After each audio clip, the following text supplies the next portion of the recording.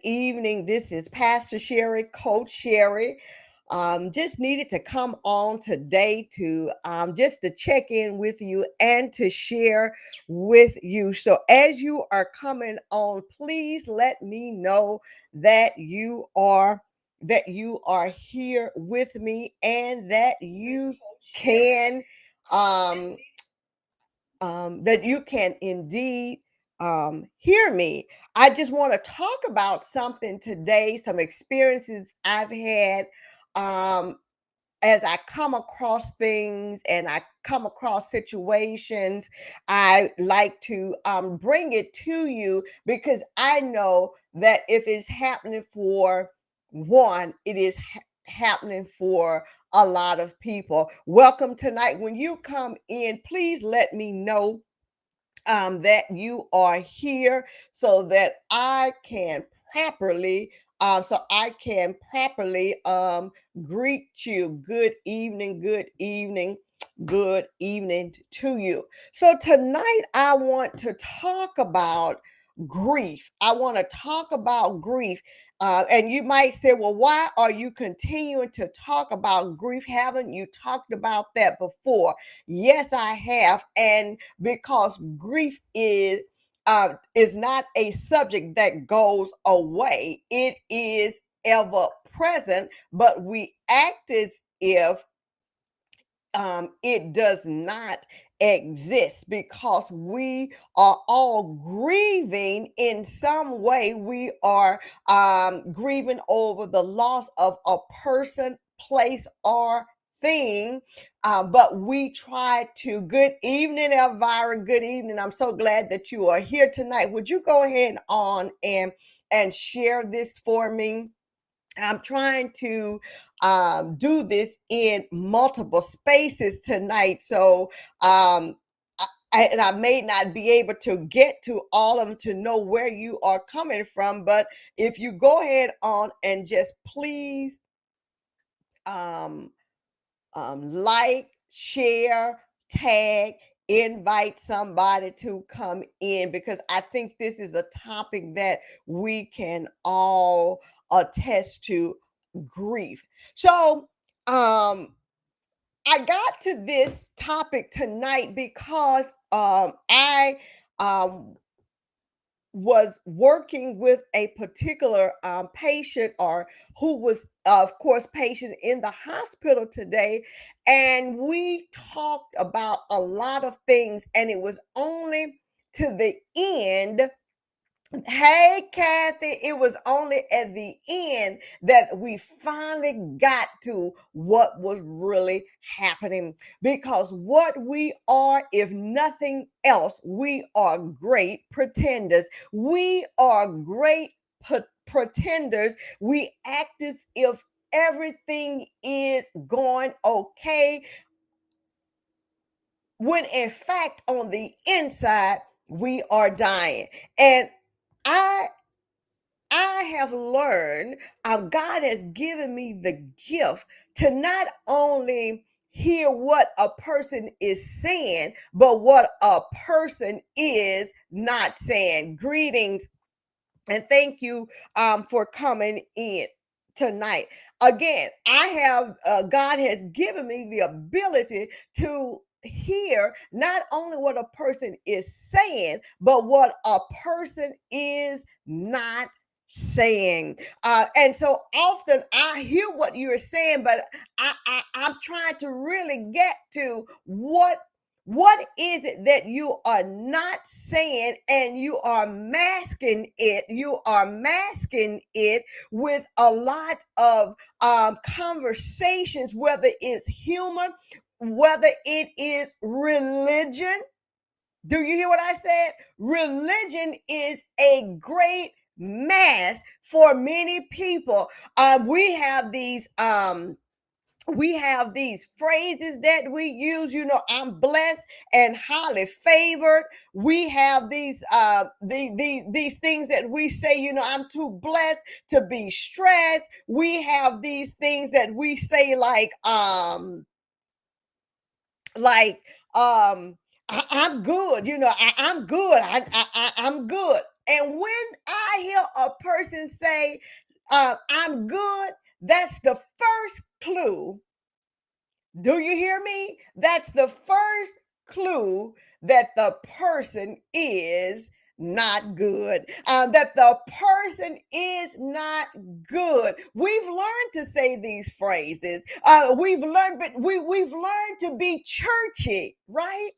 We've learned to be churchy, but we have not learned to deal with our real emotions and what's going on with us.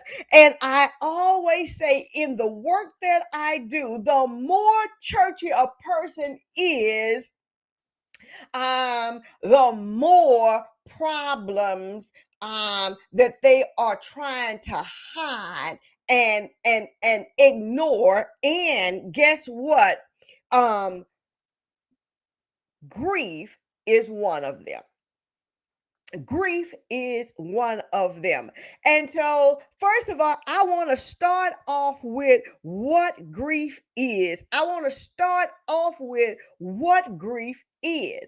Grief is an intense emotional response to the loss of a person, place, or thing that we love so dear. Did you hear what I said? A person, a place, or a thing. A person, a place, or a thing, not just a person. Let me tell you, my move here to New Orleans from Alexandria, there was some grief involved. I was moving from one place to another.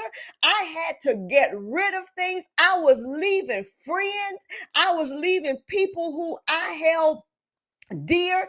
I was grieving my home where I spent 18 years. So, what am I trying to say tonight? What I'm saying is that grief is not just about a loss of a person.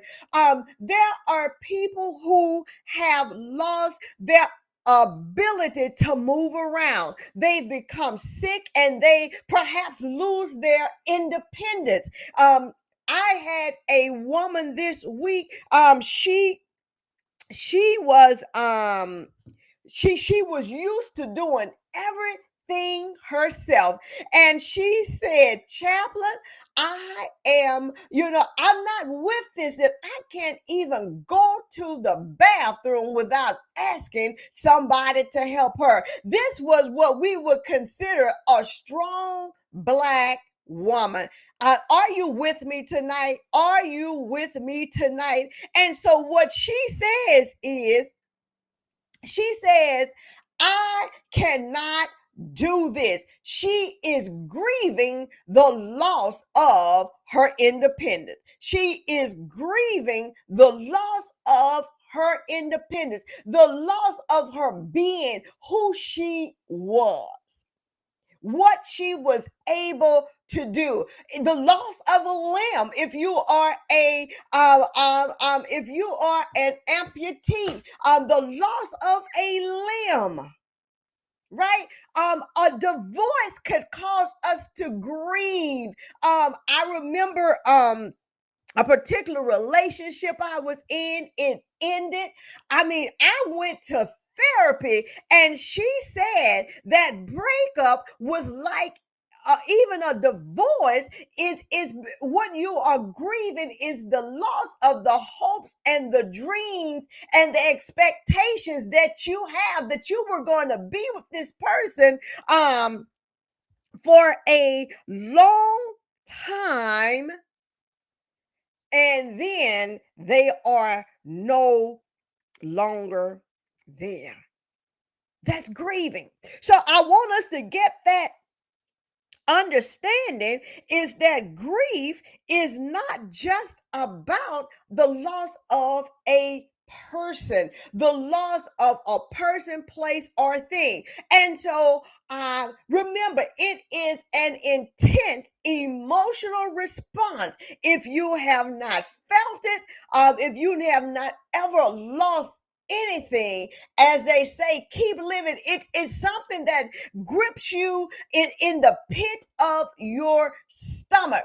But what happens is we try to explain it away. We try to say, oh, I'm saved. I'm not worried about it. And 2 months later, 3 months later, we look for you and you have gone into a state of depression. Why? Because you have not allowed yourself to feel what you feel and to go through the process. So today, what brings me to this particular conversation tonight, what brings me to this particular conversation. Welcome, Faye Davis and Ronnie. Welcome. Would y'all go ahead on and please share, like, and tag? Bring somebody in because I know this is good teaching for somebody tonight. So, what brings me to this conversation is that I was working with somebody, a patient that I was working with, and when he got there, because listen, it's not always what you say, it's what you don't say. And he was in such a rage today because he said that the medical team was not doing what he needed to be done because he'd been in pain for 40 years and they are not giving him the medicine that he wanted, that he needed, that they knew he needed to help him with this pain. And so he was going on and on and on and on. But see, my antennas are going up because what I do know that nobody allows you to just be in pain and not give you something to relieve that pain. But notice he said that they are not giving me what I need to relieve this pain.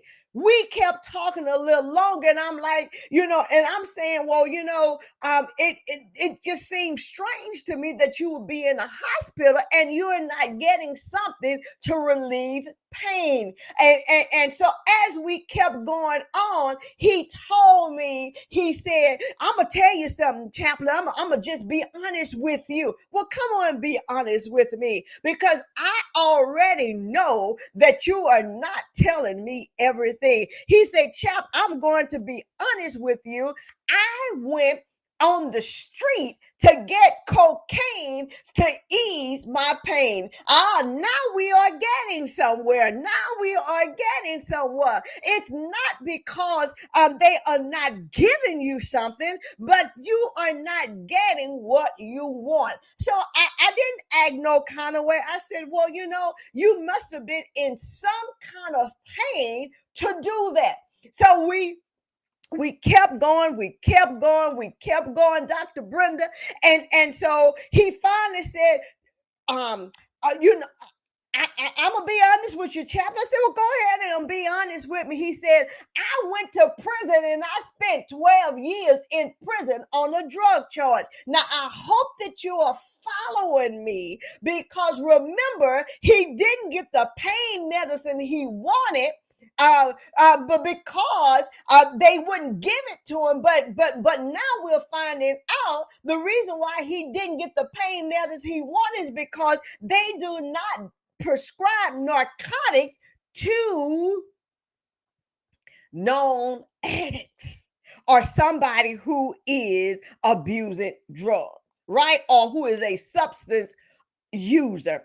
And so we kept on talking, but I still believe there is more to this story. And I said, well, can you explain to me what was going on that that got you there? I'm not here to judge you, but what is going on? What was going on? And he gave it to me. He said, the love of my life, and he is about maybe like my age or so, late, starting to be in his late 50s. And he said, my wife, the love of my life, my best friend, was killed when she was 24 years old, and my children were taken away from me, and I have not seen them since. So now this has been about more than 25 years. And so he says, but I've gotten over that. I'm not worried. I said, no, we have finally got where you've been trying to get. The problem is not the pain. The problem is not so much the cocaine. The problem is you are grieving the loss of your wife. He said his mom told him, you got to get over it. You got to get through it. You got to go on with your life. And he tried that. But here's what we know about grief. You can ignore it. You can try to go around it, but you must deal with it. You may bury it and you keep on moving because you got to keep moving, right? But the point is, it came out, and the way that he came out, he deals with it was what? To use cocaine. Yes, it may have been to ease the physical pain, but it was also to deal with the emotional. And yes, I would even say the spiritual pain of losing your wife, who was 24 years old. Your children were taken from you, and you have not seen them since. I wish I could get a witness tonight. I wish y'all would let me know if I'm on the right track. Let me tell you something. If you don't acknowledge the grief and note the grief in your life, the pain that you feel from the loss of a person, place, a thing that you love so dearly, it will deal with you. This crosses all religious lines. It crosses all mental lines. It crosses it crosses. I don't care how saved you are. I don't care how filled with the Holy Spirit you are. When you have lost a person, place, or thing, yes, you may your religious, your spiritual person on the inside of you, you know where to go to draw your strength, but you can't, it does not take away the grief. And this is what I know. Welcome, Vivian and Tramika. I'm so glad that y'all here with me. It doesn't take it away. You may be able to manage it.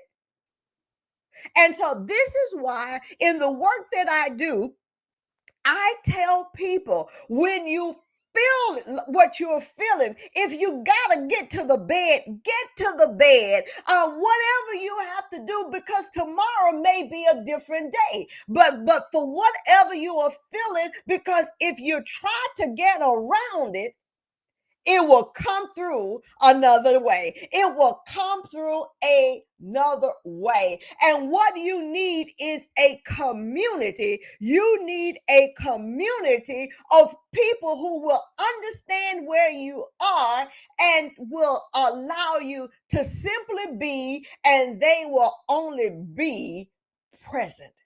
We need people in our lives to simply be present, not to try to solve it, not to try to have an answer for it, but just simply be. Do you know the greatest ministry you could ever have? Do you know the greatest ministry you could ever have is the ministry of presence, the ministry of just being there?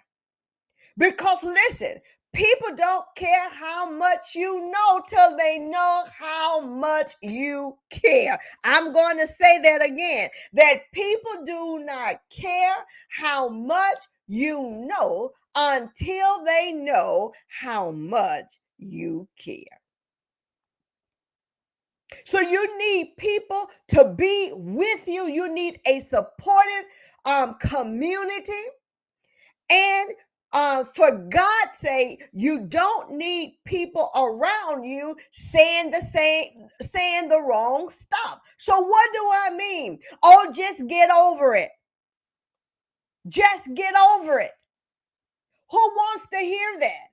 You don't need people, and please, if you don't hear anything else from me tonight, if you are faced with someone who has just lost a loved one through death, if you don't know what to say, don't say anything. I need somebody to just put in the chat. Don't say anything. If you don't know what to say, don't say anything, because in our intention of trying to help someone, or to spiritualize it, or to be too churchy, what we end up doing is causing more harm than good. Please don't say God needed another angel. Please don't say God needed another flower. Please don't say all of that. Because here's my, thank you, Kathy, because here's my comeback. Here's my comeback. All of the flowers in the world, God needed my flower. Come on. Don't say that. Just be present. If you don't know what to say simply, and you want to open your mouth, just simply say, I'm here with you. That's what you say. I'm here with you.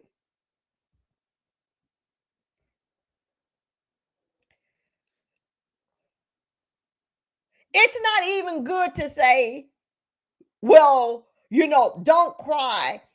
They will want you to be strong. Don't cry.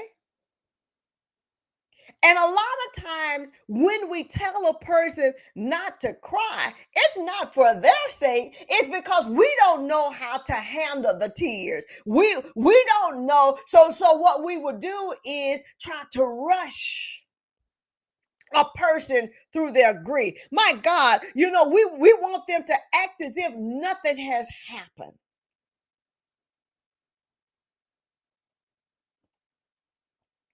Now, hear what I'm getting ready to say.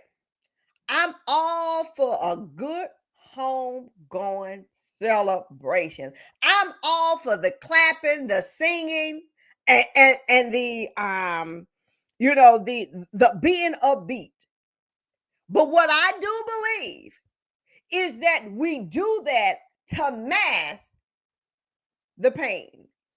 I believe that we have swung it too far, because we don't want anybody to cry, because we don't want anyone to holler out, because we can't handle it.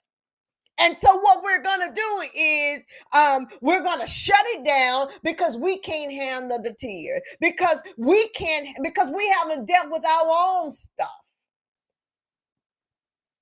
Since being down here, I talked to an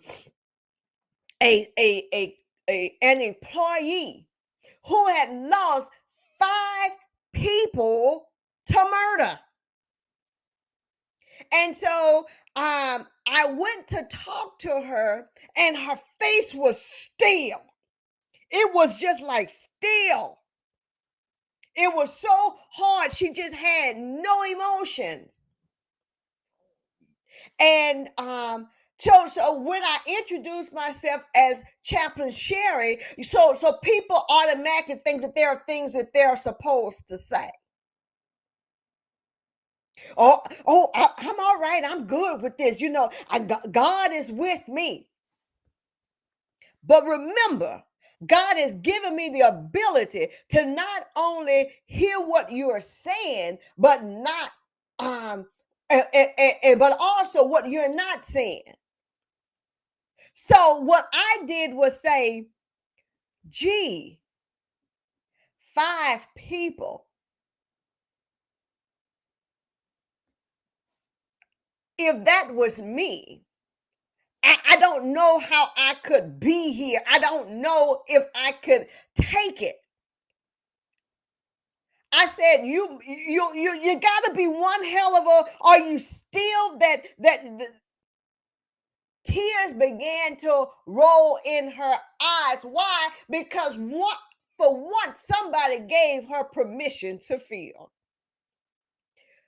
Somebody gave her permission to feel.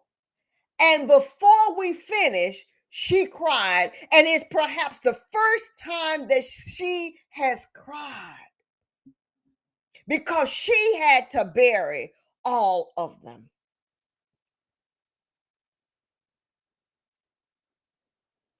What am I trying to say? Especially to my Black women. That strong Black woman scenario is going to take us down. It's going to take us down. Oh, I got to be strong forever, but I got to be strong. Well, see, what happens is you're taking on the burdens and the situations of other people, and your grief just gets pushed down, down, down. So far down that you think you're doing okay until one day you don't know why you are hollering and fussing and cussing and eating and drinking and drugging, because the pain will come out somewhere. The grief, the emotions will come out some way.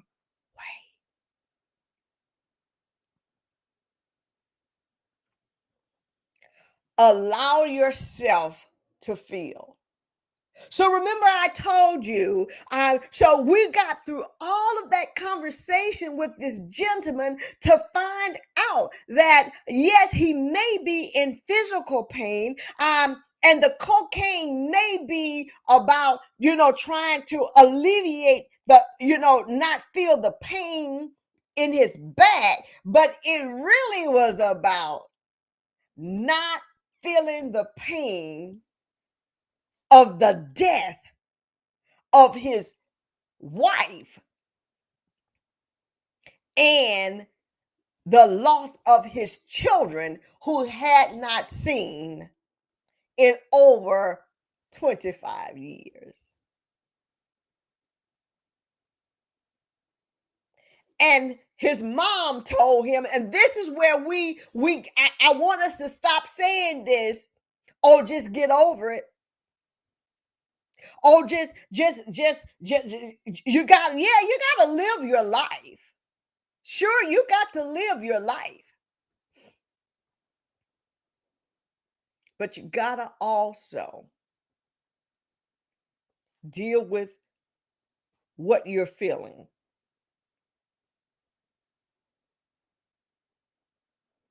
Because if you don't deal with it, it will deal with you.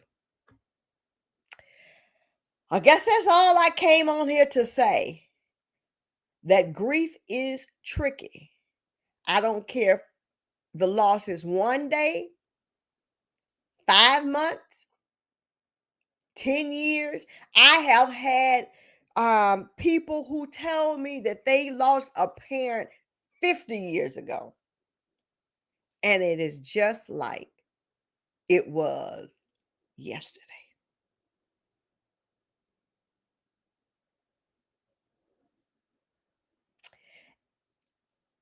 And the thing about it,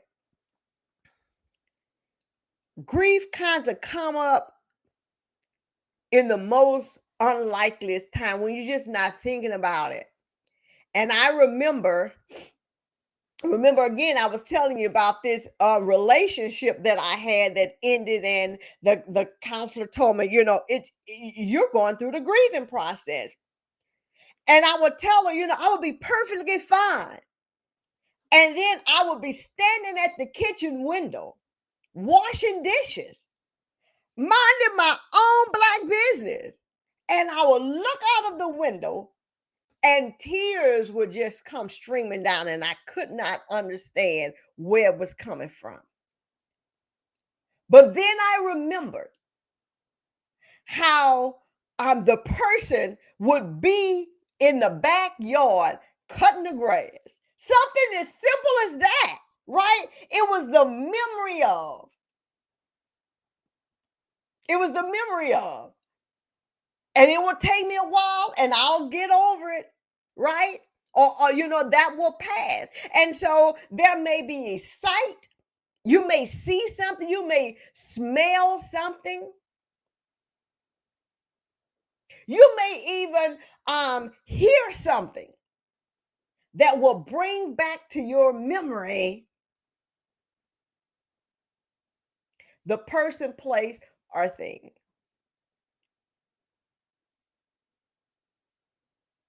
Yes,